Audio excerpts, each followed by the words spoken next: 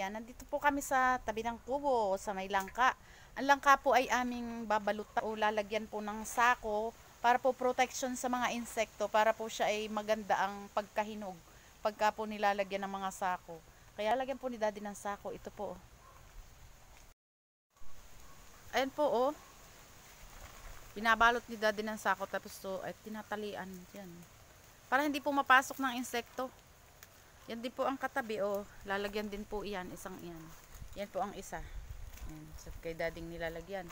Tapos ito. Kaya po may hagdan na ganyan. Gagamitin po ni Daddy yan sa doon, sa paakyat doon. Kasi meron po doon sa taas. Ayan. Teka, lalayo po ako para makita nyo ang ano. Dito ako sa kabila. Ayan oh. Ayun. Nakikita nyo po ba yun sa taas? Yan po sa baba ay unang nilalagyan ni Daddy. Ayan. Ayan po. Malusog na lang ka. Ayan. Para po hindi sa maanuhan ng mga insekto. Makagat. Hindi mapasok. Pag hindi po nilagyan ng ganyan, eh hindi po nahihinog ng ayos. Nabubulok po.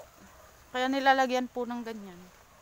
Yung dati pong malaki na nakita nyo po sa akin dating upload ay nilagyan po ni Daddy ng ganyan. Kaya po may nakatuloy. Yun pong iba naman na maliliit na ano, ginugulay. Kasi hindi lang po yan ang puno ng ano dito, langka. Marami po. Ayan o. Natapos na si Daddy sa isa. Ayan pa ang isa. Tapos sunod, akit naman po siya. Tabi lang po yan ng kubo. Oh. Ito po yung aming kubo. Ayan po. Katabing-katabi lang po yan. Matanda na po yung ano na yan. Kaya po may tuyo na po. Oh. Ayan o. Oh. Tagal na po yan. Marami pong bumunga pa. Maganda. Marami din pong puno dito. Hindi lang po yan. Ang puno ng ating ano, puno ng ano, mga langka. Eri pa po, may dalawa pa. Maliit pa po ito kaya hindi pa po nilalagyan. Baka po gawin pang gulay naman eri. Dalawang eri. Tsaka po yan. Meron pa po din.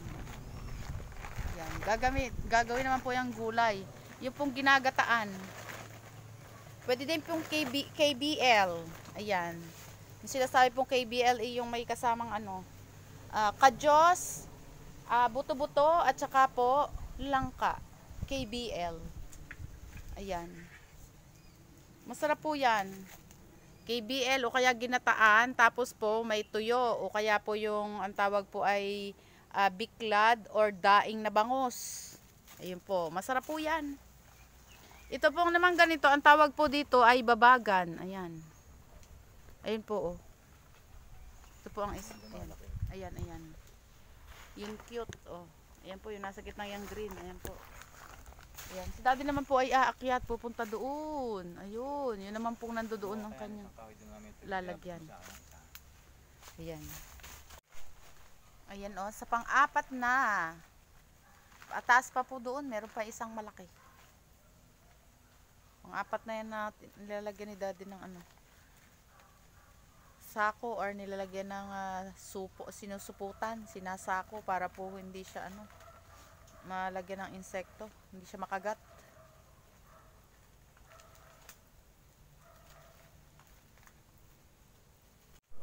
Ayan po, nalagyan na lahat. Oh, iyan ang isa.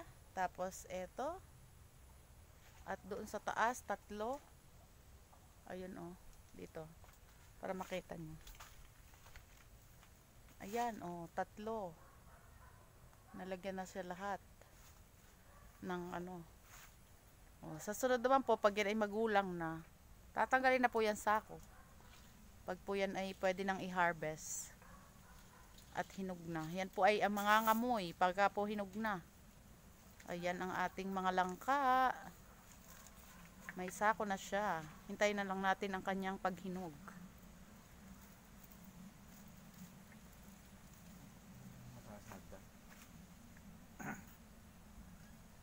Nalagyan na ni Daddy yung isang nasa baba. Oh, ayun.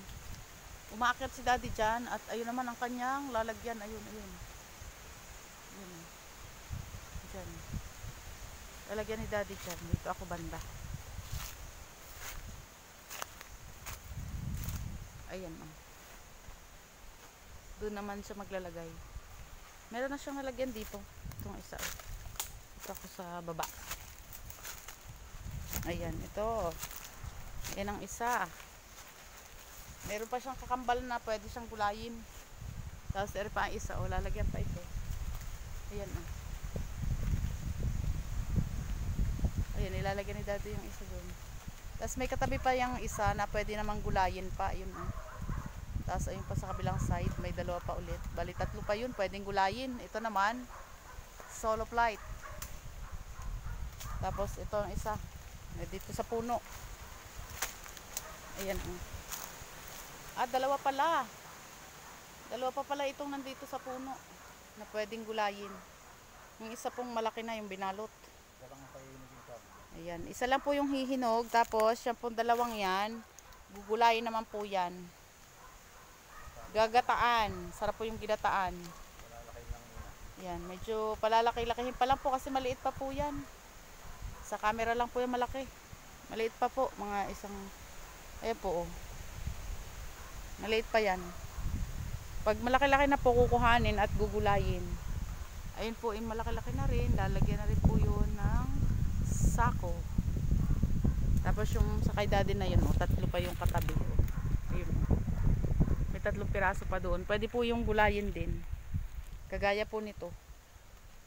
Gugulayin po yung mga yan. Masarap din po yung gulay. Pero paborito ko rin po ang ano niyan, hinog. Paborito ko po yan, yung ano, langka.